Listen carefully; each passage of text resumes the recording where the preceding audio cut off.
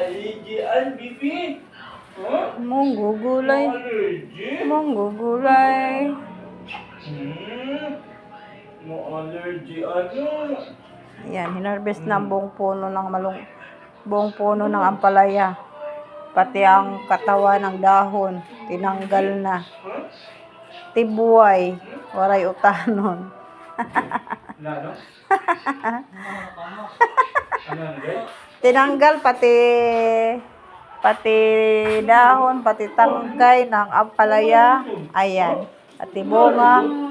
Tibuay, waray utanon. Ayan, nag-isa lang ang kanyang bunga. Mayroon pang maliit.